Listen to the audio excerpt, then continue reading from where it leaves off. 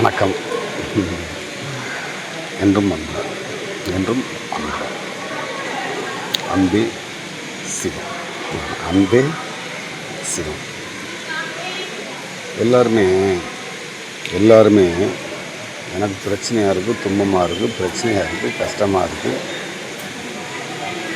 இதுதான் எல்லாத்தையும் இருக்குது.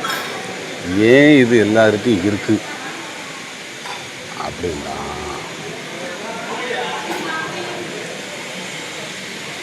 உங்களுக்கு உள்ளதுன்னு இந்த உலகத்தில் ஒன்றுமே கிடையாது. உங்களுக்கு உள்ளதுன்னு இந்த உலகத்தில் ஒன்றுமே கிடையாது. எல்லாமே படைச்சவனுக்குள்ளது, இறைவனுக்குள்ளது, கடவுளுக்குள்ளது. அப்போ மனிதன் என்ன நினைக்கான் அப்படின்னா, மனிதன் எல்லாத்தையும் கண்டுபிடிக்கான்.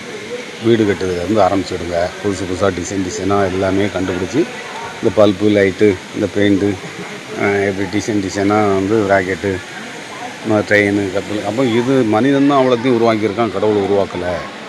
மனிதன் தான் உருவாக்கியிருக்கான், கடவுள் உருவாக்கலை.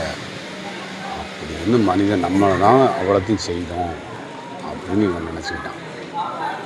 ஒன்றை செஞ்சது யார், ஒன்றையை செஞ்சது யார் அப்படின்னு ஒரு கேள்வி இருக்குது.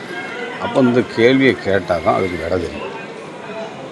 அப்போ இவங்க என்ன செய்தாங்கன்னா, விஞ்ஞானத்தோடு முடிஞ்சிட்டு அப்படின்னு விஞ்ஞானத்தை வரைக்கும் எட்டி பார்ப்பாங்க. விஞ்ஞானியும் அங்கே தான் நிற்கார்.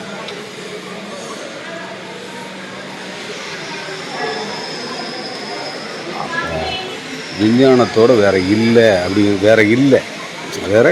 அப்படின்னு முடிவுக்கு வராங்க. அப்போ வச்சுட்டு போயிட்டான். விஞ்ஞானத்துக்கு அப்புறம் ஞானின்னு ஒன்று இருக்குது. விஞ்ஞானத்துக்கு அப்புறம், விஞ்ஞானிக்கு அப்புறம் ஞானின்னு ஒன்று இருக்குது. அப்போ ஞானின்னு ஏன் வச்சான்? விஞ்ஞானி வரைக்கும் தான் எல்லோரும் ஓடிக்கிட்டு இருக்காங்க. விஞ்ஞானி வரைக்கும் தான் பயணத்தில் இருக்காங்க. ஞானிங்கிற பயணத்தை யார் எடுக்க? அப்போ ஞானிங்கிற பயணத்தை யார் எடுக்காங்களோ அவனுக்கு தான் உண்மை தெரியும். உண்மை தெரியும் போது அப்போ இங்கே எப்படி சொல்ல எல்லாமே யாருக்குள்ளது? அப்போ யாருக்குள்ளது? யார்கிட்ட கொண்டு கொடுக்கணும்? அவங்ககிட்ட கொடுத்தா பிரச்சனை தீர்ந்துடும். அவங்களுக்குள்ளது இல்லை, ஆனால் உங்களுக்குள்ளது தான். உங்களுக்குள்ளதை உங்களுக்குன்னு எடுக்க தெரியல.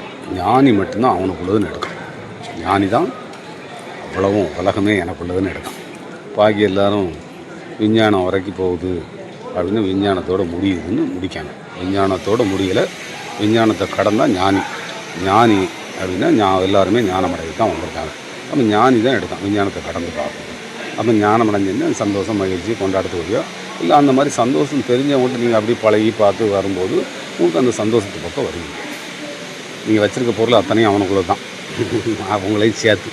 இதோட நான் எப்படி சொல்ல, நீங்களே பார்த்துடுங்க. என்று மன்மடன் ஞானி யோகிநாதன்.